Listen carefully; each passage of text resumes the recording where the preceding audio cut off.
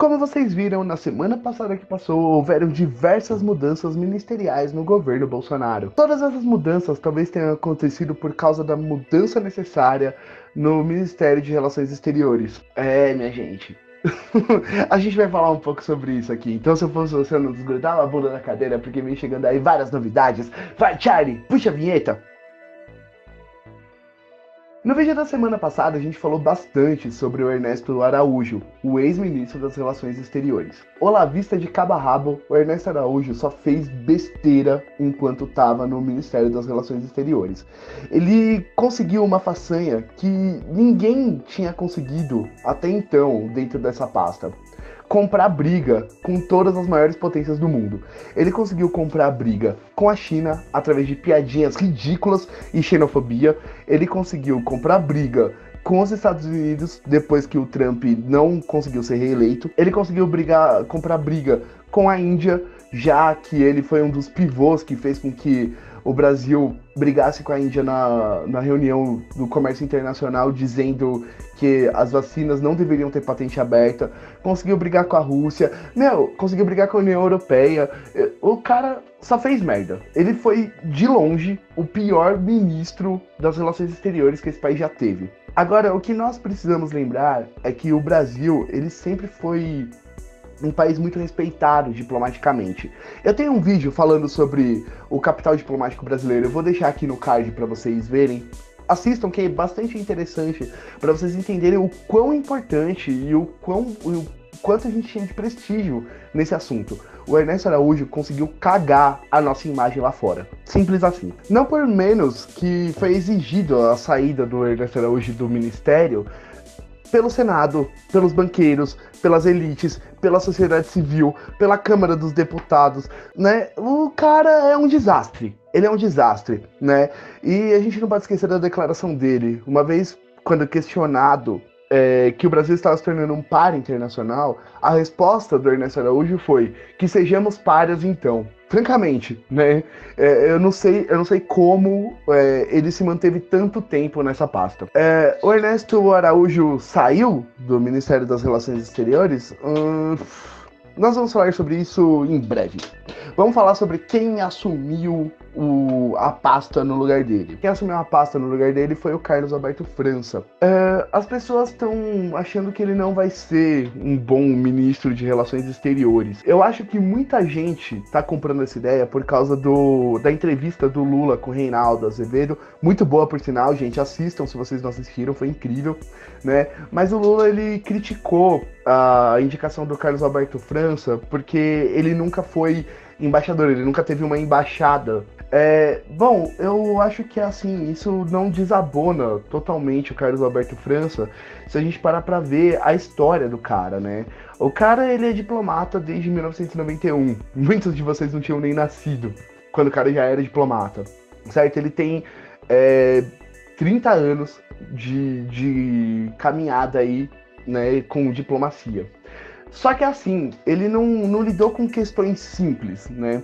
O Carlos Alberto França, ele foi crucial, né? Quando teve aquele problema na Bolívia, que eles renacionalizaram os dutos de gás e tal, né? A gente ouviu falar bastante sobre isso porque o pessoal que apoia o Bolsonaro não deixa de esquecer desse assunto, nunca, né? Mas o Carlos Alberto França, ele foi muito importante para que não houvessem conflitos maiores entre o Brasil e a Bolívia naquele momento. Ele sempre foi um diplomata que foi especializado em negociar geopolítica com recursos de matizes energéticas, o que é um assunto delicado, é uma pauta bomba da diplomacia você lidar com fontes energéticas de um país ou de outro, né? Ele atuou bastante, tanto na Bolívia quanto no Paraguai, e ele escreveu um livro que chama Integração Elétrica Brasil-Bolívia, né? Que fala sobre talvez a possibilidade de a gente criar uma hidrelétrica em parceria com a Bolívia, como é Iguaçu em parceria com o Paraguai, sabe? Através do Rio Madeira. Então é um cara que ele tem os seus méritos, sabe? Eu acho que de todos os caras que entraram agora, talvez ele tenha sido o melhor, né? O pessoal tá subestimando ele, porque ele nunca foi embaixador. Mas isso não desabona para você ser ministro das Relações Exteriores. Muitos ministros das Relações Exteriores nunca foram embaixadores antes e nem por isso fizeram um ministério ruim. E as pessoas elas estão abraçando essa ideia por causa da entrevista do Lula. Eu amo o Barbudo lá, tá ligado? Lula, tamo junto, entendeu? Diga nós. Mas eu acho que ele foi um pouco injusto nas coisas que ele falou a respeito do França. Agora, vamos voltar um pouquinho ao Ernesto Araújo, o pior de todos os ministros da história dos ministros das relações exteriores, certo? Ele saiu do ministério, meus amigos, eu vou dizer pra vocês que na verdade não. O Ernesto Araújo, ele foi pra Secretaria de Gestão Administrativa do Itamaraty. O que é isso, Dan?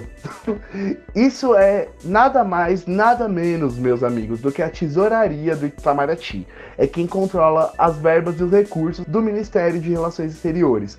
Tudo que o Ministério vai gastar, vai receber e tudo, passa pela Secretaria de Gestão. E agora, ela tá na mão do Ernesto Araújo. Ou seja, o Ernesto Araújo não tá mais encabeçando o ministério, mas ele tá com a chave do cofre. Então, será que o Ernesto Araújo realmente saiu do Ministério das Relações Exteriores?